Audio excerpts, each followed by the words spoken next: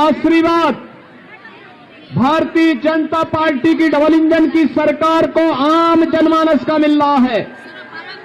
उसके पीछे 5 साल की वह साधना है, जिस साधना के परिणाम स्वरूप आज मैं कह सकता हूं कि 5 साल पहले जो जनता जनार्दन के लिए प्रधानमंत्री मोदी जी के मार्गदर्शन और प्रेरणा में भारतीय जनता पार्टी की सरकार ने प्रदेश के अंदर बिना भेदभाव के विकास की योजनाओं को आगे बढ़ाया, सुरक्षा का एक माहौल दिया और लोक कल्याणकारी, गरीब कल्याणकारी योजनाओं को हर व्यक्ति तक बिना भेदभाव के पहुंचाया।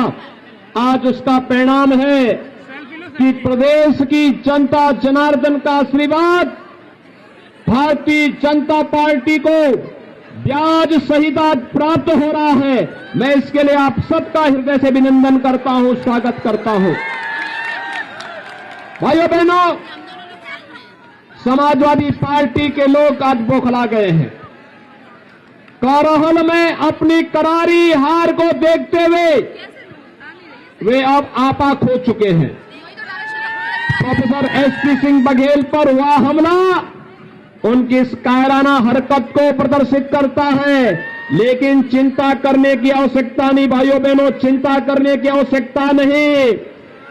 याद करना, हमने 5 साल के अंदर समाजवादी पार्टी के संरक्षण में पलने वाले पेशेवर गुंडे और अपराधियों के खिलाफ बिना किसी मान बनोबल के कार्रवाई की है और मैं आपको आश्वासन देने के लिए आया हूं कि बुलडोजर को मरम्मत करने के लिए भेज दिया हूं। 10 मार्च के बाद जब ये फिर से चलना प्रारंभ होगा तो जिन लोगों में भी ज्यादा गर्मी निकल रही है भाइयों बहनों, ये गर्मी 10 मार्च के बाद अपने आप शांत हो जाएगी। भाइयों बहनों, मुझे बताया जा रहा है कि समाजवादी पार्टी के गुर्गे जगह जगह जाकर के भारतीय जनता पार्टी के कार्यकर्ताओं को, समर्थकों को धमका रहे हैं, लेकिन अब ये धमकीबाज बहुत ज्यादा समय तक नहीं चल पाएंगे। चुनाव की प्रक्रिया 10 मार्च को संपन्न हो जाएगी और 10 मार्च के दिन जब भारतीय जनता पार्टी प्रचंड बहुमत की सरकार बनाएगी तब आप देखना फिर क्या प्रदेश के अंदर कानून का राज कैसे स्थापित होता है और कानून का राज फिर से प्रदेश की जनता जनार्दन देखेगी। भाइयों बहनों, जो ये उत्साह है आप लोगों का, ये उत्साह वास्तव में वास्तविक उत्साह है।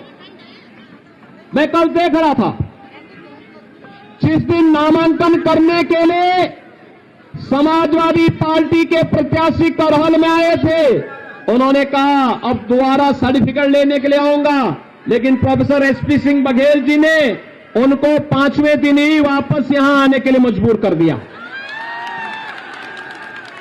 वे बौखलाए हैं, परेशान हैं, आसमान से टपके और खजूर में अटके वाली स्थिति उनकी हो गई है। वैसे आप बहुत बुद्धिमान हैं। याद करना, आजमगढ़ में उन्हें सांसद चुना और कोरोना कालखंड में एक भी बार आजमगढ़ नहीं गए, इसलिए वहां से उन्होंने लड़ने का साहस नहीं किया। उनको लगा कि नेताजी की विरासत को मैं हथिया लूं। एक तो आप देख रहे होंगे, मुझे कल एक तस्वीर से आज के समाचार पत्रों में बड़ी हंसी आई और बड़ी मैं अफसोस भी कर रहा था। बेचारा शिवपाल जो प्रदेश का नेता था, कल उसको बैठने के लिए कुर्सी भी नहीं मिली। कैसे वहां कुर्सी नहीं मिली और वह मुंह लटकाए बैठा था। क्या दुर्गति थी उसकी।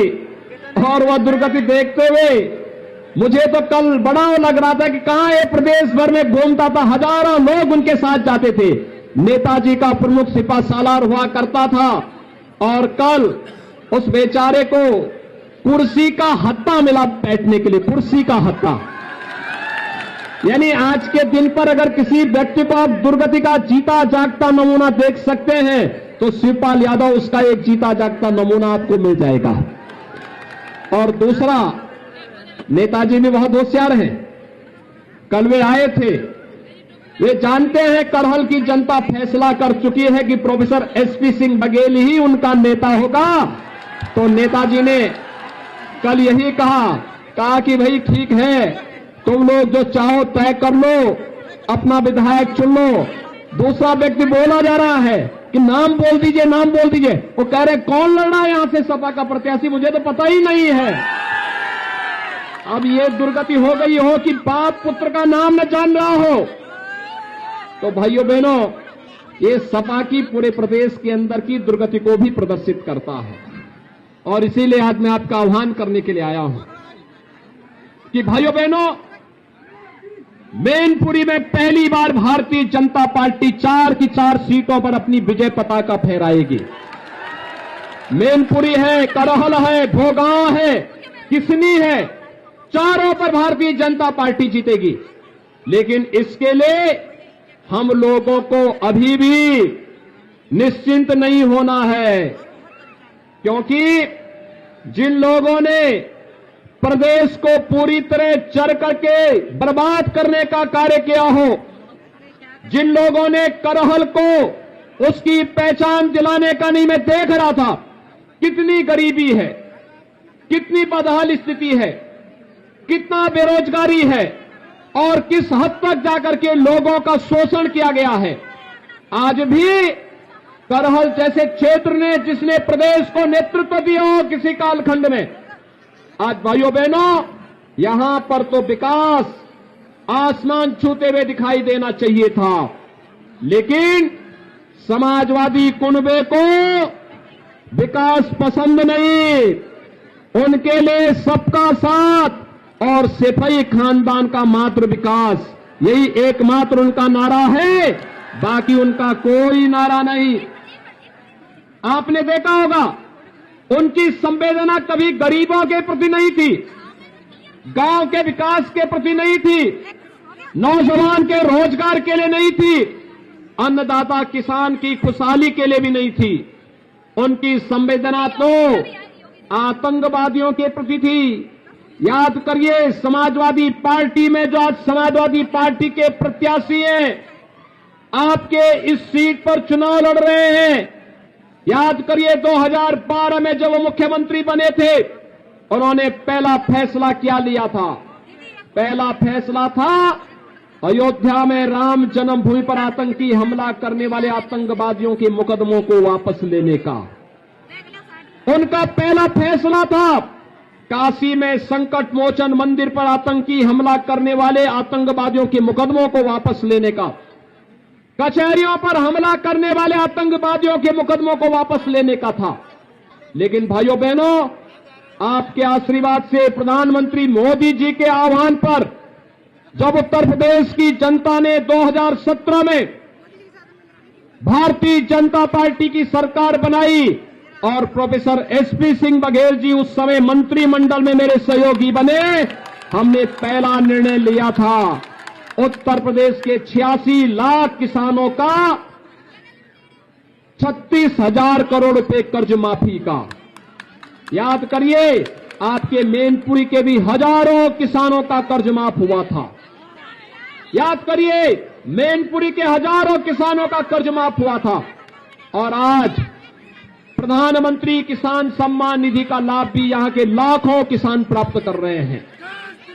हमारी संवेदना किसानों के प्रति थी, हमारी संवेदना बेटियों की सुरक्षा के लिए थी। हर बेटी सुरक्षित रहेगी, इसके लिए एंटी रोमियो स्क्वाड का गठन हमारी सरकार ने उस समय किया था। और भाइयों बहनों, समाजवादी पार्टी की सरकार ने इस पूरे क्षेत्र को डार्क जोन घोषित कर दिया था। और भाइयों बहनों, हमारी सरकार आई, डार्क जोन से मुक्त करते हुए हम लोगों ने किसानों के खेत में पानी पहुंचाने की कार्रवाई को आगे बढ़ाया है। और अभी तो हम लोग भाइयों बहनों पंचनद परियोजना को आगे बढ़ाने का कार्य कर रहे हैं। पंचनद की परियोजना आगे बढ़ेगी, मैनपुरी के हर घर में शुद्ध पेयजल, घर घर घर नल की योजना पहुंचाने का काम भी हम लोग करने जा रहे हैं।